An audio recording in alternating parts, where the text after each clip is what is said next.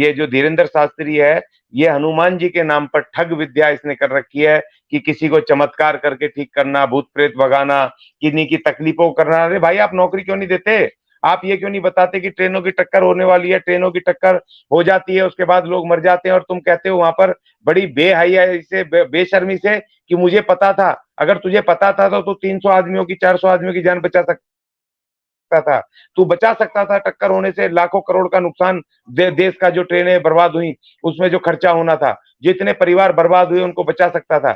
ये सिर्फ पाखंडी है, धोखेबाज है। अगर इसको इतना ही पता था कि दिल्ली में बारिश होगी, तो इसको ये नहीं पता था बारिश होगी कि यहाँ पर 3 दिन का इसने यहाँ पर इसने नहीं रखा। इसको लाया गया था, इसके जो आका है उन्होंने करवाया गया था कि यहाँ पे करे, और हिंदू राष्ट्र का, ये हनुमान जी की आड़ में हिंदू राष्ट्र का ये वो करे, बातें बोले और वहां पर लोगों को गुमराह करे।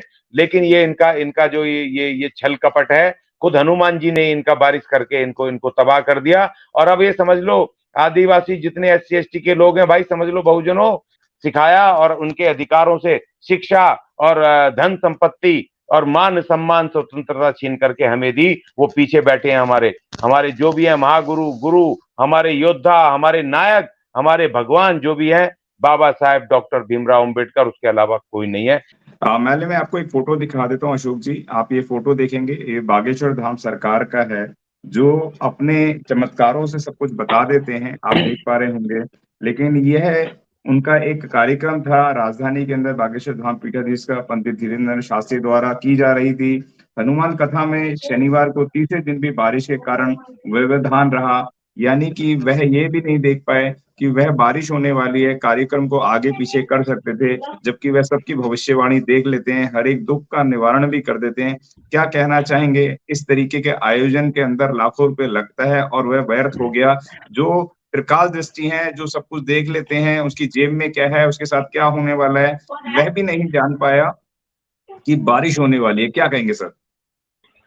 देखिए, हमारे आदिवासी हनुमान जी ने इनको श्राप दे दिया और इनके विरुद्ध इन्हीं के ऊपर मार लगा दी, क्योंकि उनका नाम लेकर के ये मनुवादी एक तरफ उनका अपमान करते हैं और एक तरफ ये उनका ढोंग करके, ये उन्हीं के जो आदिवासी हनुमान है हमारे, जो इस देश के SC ST हैं, हनुमान जी के जो प्रतिनिधि हैं, जो हम वंशज हैं, उनको ये ठगने का, लूटने का काम कर रहे हैं। उनको चमत्कारिक बता के, भूत प्रेतों को मारने वाला बता करके हनुमान जी का अपमान कर रहे हैं, हमारे आदिवासी हनुमान जी का।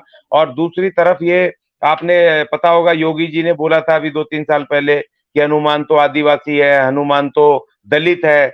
और अब तीसरी तरफ आपने देखा होगा कि अभी एक पिक्चर आई थी आदि पुरुष, उसका जो डायरेक्टर है उसने अभी 15 दिन पहले, 10 दिन पहले, जब उसने बयान दिया टीवी के ऊपर कि हनुमान को भगवान किसने बनाया, हनुमान तो भगत है। उसने इस तरह की स्टेटमेंट दी कि इसको तो, ये तो भगवान है ही नहीं, ये तो भगत है ये तो। इसलिए उसने इस तरह का बयान, इतना घटिया उसने बयान दिया। और ये यहाँ पर इसको उनको हमारे कि हनुमान इनके नहीं है, हनुमान हमारे हैं, और हनुमान कभी भी इनके साथ नहीं रह सकते, हनुमान हमारे आदिवासी हैं, और इसलिए इनको वो भगवान नहीं है, इन्होंने खुद का भगवान नहीं है, इन्होंने खुद का दलित आदिवासी हैं। तो इसीलिए जितने भी ये हैं, ये बहरूपिये, इन बहरूपियों से हनुमान जी का आशीर्वाद लेने मत जाओ, क्योंकि ठग हैं, इनको खुद कुछ लेना देना कुछ पता नहीं है दिन दुनिया का, और ये निकम्मे नाकारे बिल्कुल हमें धोखा दे रहे हैं। हमारा धन संपत्ति ये लूट रहे हैं, हमारी बहन बेटियों के ऊपर ये बुरी नजर डालते हैं, उनके ऊपर ये हाथ रखने की कोशिश करते हैं। तमाम बाबा दुनिया भर के जेलों में पड़े हैं, आसाराम बापू से लेके और दूसरे बापू, और कितने सारे जो महिलाओं के केसेस में वहां जेलों में पड़े हैं। ये तो 26 साल का, 24-25 साल का नौजवान लड़का है। इसके ये तो और ज्यादा, इसकी जो नजरें इस तरह की ये खराब है, बहन बेटियों के विरुद्ध किस तरह की ये करते हैं। हमारी बहन बेटियां जाती हैं, हमारे लोग जाते हैं, पैसा भी देते हैं, धन भी देते हैं इनके ऊपर, और इनको कोई फायदा नहीं होता। भाई नौकरी दो, हमारा सरकार को बोलो कि हनुमान जी को बोलो। हनुमान जी क्यों नहीं बोलते कि बजट में हमारा हिस्सा दो? क्यों नहीं देते कि भैया हमारा रिजर्वेशन निजी क्षेत्र में लागू करो? क्यों नहीं हनुमान जी सब चीजें बोलते जिससे कि हमें आर्थिक लाभ होना, हमारी नौकरियां मिलेंगी, हमारे बजट के हिस्से मिलेंगे, हमारे व्यापार में हमारा हिस्सेदारी होगी, फिल्म इंडस्ट्री में हमारी हिस्सेदारी होगी, स्पोर्ट्स में हमारी हिस्सेदारी होगी। इन सब के लिए हनुमान जी आके क्या इनको क्यों नहीं कहते हैं? क्योंकि वो भगवान नहीं है, वो चमत्कारिक नहीं है, वो हमारे आदर्श पुरुष हैं, हमारे उसके लड़ाके हैं आदिवासी, जिनको इन्होंने गुमराह किया था।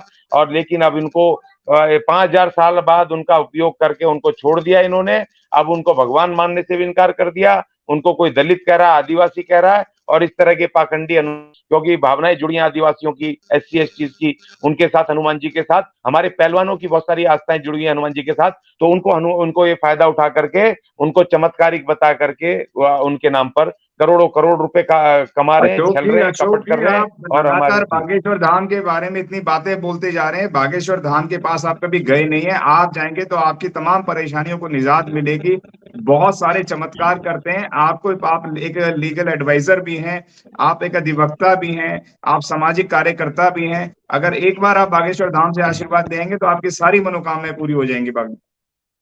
देखिए बागेश्वर धाम ये तो कल का बच्चा है, इनके जो 33 करोड़ देवी देवता है, मैं उनके पास नहीं जाता। मुझे पता है कि 5000 साल से इनके 33 करोड़ देवी देवताओं ने हमें कुछ नहीं दिया। अगर बाबा साहब डॉक्टर भीमराव अंबेडकर ने आकर के संघर्ष करके, और हमारे महापुरुषों ने, चाहे सावित्रीबाई फुले हो, माता दीन हो, हमारे बिरसा मुंडा हो, हमारे महात्मा फुले हो, हमारे साहू जी महाराज, हमारे पेरियार साहब, हमारे संत गाडगे महाराज, बाबा साहेब अंबेडकर, मान्यवर कांसीराम जी, ये तमाम लोगों ने अगर अगर अपने संघर्षों से अगर हमें संवैधानिक अधिकार नहीं दिलवाए होते, संविधान में हमारे अधिकार 26 जनवरी 1950 को बाबा साहब ने कलमबंद नहीं किए होते, तो हमें शिक्षा का भी अधिकार नहीं था। इनकी सरस्वती माता कभी नहीं आई इनको कहे हमारे घरों में कि ले लो शिक्षा ले लो। इनकी लक्ष्मी माता कभी नहीं आई कि ले लो भैया धन संपत्ति ले लो। जब तक इनका मनु का संविधान था, जब तक इनका हिंदू राष्ट्र का जब तक लागू था, 26 जनवरी 1950 से पहले, ये 33 करोड़ देवी देवताओं का जब तक राज था, तब तक हमें ना शिक्षा मिली, ना हमें कोई धन संपत्ति मिली, ना हमें पीने का पानी, जितने अधिकार हैं, जितने भी चीजें हैं हमें, चाहे चुनाव लड़ने का हो, शासन सत्ता में आने का हो, मुख्यमंत्री बनने का, अफसर बनने का, और तमाम अधिकार हमें मिले, इससे मिले, हमारे संविधान से मिले, जिसको कि मनुवादी तोड़ना चाहते हैं, जिसको ये मनुवादी पल पल पे जो कोसते रहते हैं कि अंबेडकर ने अकेले हमें सारा अधिकार दिया। हमारा जो भी भगवान, देवता, महापुरुष, बाप जो भी है, हमारा बाबा साहब डॉक्टर भीमराव अंबेडकर, और हमारे वो महान योद्धा जिन्होंने अपनी कुर्बानियां की, हमारे लिए स्कूल खोले, सावित्रीबाई फुले, हमने महात्मा फुले, और हमारे जो गाडगे महाराज, संत गाडगे महाराज, जिन्होंने झाड़ू मारी, सफाई करी, नालियां साफ करी गांव गांव, और उससे जो पैसा मिलता था उससे हमारे लिए स्कूल खोलते थे, हमारे लिए वो चिकित्सा व्यवस्था की वो करते थे, उससे लिए हमारे धर्मशालाएं खोलते थे। ये महान योद्धाओं की कुर्बानियों से हमें जो आज मिला, हमें उससे मिला है। ये धीरेन्द्र शास्त्री क्या है, इनके 33 करोड़ों के पास हम नहीं जाते, क्योंकि हमारा पीछे बैठा एक एक अकेला, और इनके 33 करोड़ एक बराबर है। अकेले ने इन 33 करोड़ को, इनको पूरा का पूरा सबक सिखाया, और उनके अधिकारों से शिक्षा और धन संपत्ति और मान सम्मान स्वतंत्रता छीन करके हमें दी। वो पीछे बैठे हैं हमारे हमारे जो भी है महागुरु, गुरु, हमारे योद्धा, हमारे नायक, हमारे भगवान जो भी है, बाबा साहेब डॉक्टर भीमराव अंबेडकर, उसके अलावा कोई नहीं है। इसलिए इनके पास जाने का तो सवाल ही पैदा नहीं होता। अगर इनके पास चमत्कार है तो भाई इस देश में जो अभी 3 लाख करोड़ का जो वो हो गया, कर्जा हो गया, 300 लाख करोड़ का जो एक्स्ट्रा कर्जा ले लिया गया है मोदी जी सरकार ने, तो उस कर्जे को निपटा दो भाई। इस देश के अंदर जो व्यवसाय चलवा दो, इस देश को जरा तरक्की के रास्ते पे ले आओ। बांग्लादेश, पाकिस्तान जैसी कंट्रियां जिनको ये दिन रात कोसते हैं, उनसे भी हम भुखमरी में नीचे आ गए हैं। ये बड़े दुख की और शर्म की घटना है। तो इसलिए ये तमाम चीजें, और दुनिया में जो अपमान हो रहा है, जो करप्शन हो रहा है, वो करप्शन को, भ्रष्टाचारी ये देश बन चुका है। अब ये कम से कम उसी को ठीक कर लो भाई।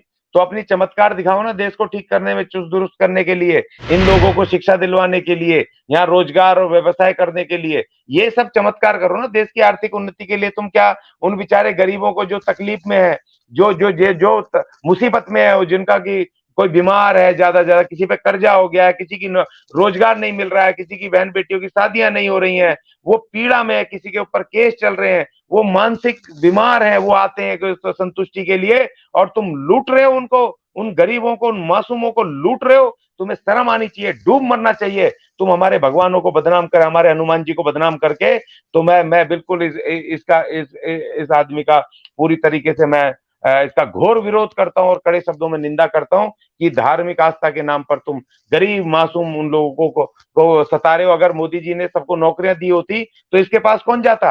अगर सबको शिक्षा मिल रही होती तो इसके पास कौन जाता?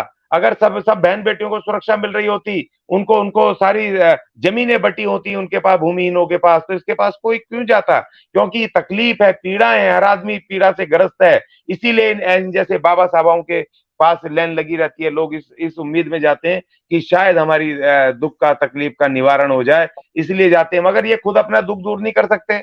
बारिश रोक लेता ना, वहां पानी भरा इंद्रप्रस्थ के उसमें, जो दिल्ली का जहां पर पंडाल लगाया था, पानी को सुखा देता ना चमत्कार करके। तो ये पता होता बारिश आ रही है तो बाद में रखता या बारिश को रोक देता। और तो और देखो, ये तो चमत्कार की बात करते हैं। चाइना ने ऐसे वो जहाज बना रखे हैं कि जहां उनको बादलों को, कहीं बारिश हो रही थी तो उठा करके दूसरी जगह ले जाते हैं। कहाँ बारिश करवानी है, कहाँ नहीं करवानी है, उसने विज्ञान से टेक्नोलॉजी हासिल करी है।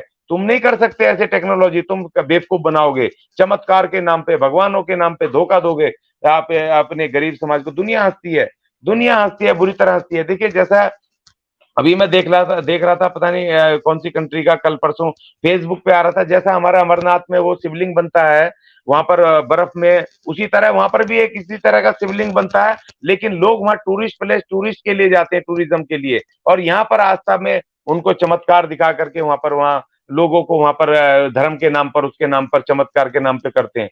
ऐसे बहुत सारी चीजें हैं जहां पर कि इससे ज्यादा खतरा वो प्राकृतिक, जो साइंटिफिक, जो पृथ्वी के अंदर से ऐसे वो होते हैं चमत्कार टाइप के, इस तरह की वो वैज्ञानिक गतिविधियां होती हैं। अगर यहाँ भारत में हुई होती तो वहां तमाम मंदिर बन चुके होते, तमाम उनको देवी देवताओं से जोड़ दिया गया था और लोगों को लूट मची होती। इस देश के अंदर 9 साल में सिर्फ सिर्फ मंदिर बन रहे हैं। इस देश में शिक्षा के मंदिर नहीं बन रहे, स्कूल कॉलेज नहीं बन रहे, उल्टे बंद हो रहे हैं। उनको बंद किया जा रहा है। जो और नई आर्थिक नई शिक्षा नीति ला करके सीधे लालाओं को, जो बच्चे कुचे वो भी दे करके, भैया तुम कमाओ और इनको रोको, पढ़ाई करने से रोको। 12वीं के बाद, 12वीं बोर्ड बाद करने के बाद, उसके बाद सीधे सीधे कॉलेज में जाते थे बच्चे। अब एंट्रेंस टेस्ट देने पड़ रहे हैं, क्योंकि 12th पास हो गई, उसके बाद एंट्रेंस टेस्ट दो। अगर फेल हो गए एक उसमें अटेम्प्ट में, तो फिर भैया बैठ जाओ घर, तुम्हें फिर बीए करने का तुम्हारे पास कोई वो साधन नहीं है। इन्होंने चारों तरफ से इन्होंने हमारे हमारे खिलाफ इन्होंने इस तरह से साजिश का जाल बुन दिया है कि हमारे पास कोई रास्ता नहीं है, एक ही रास्ता है, बहन मायावती। और इनके विरुद्ध लड़ाई होगी मोदी बनाम माया, और 2024 में। और इस देश में अब की बार माया सरकार बनेगी, तभी जाके हम अपना संविधान बचा सकते हैं, अपने आप को बचा सकते हैं, और ऐसे बाबा साहबाओं को सबक सिखा सकते हैं।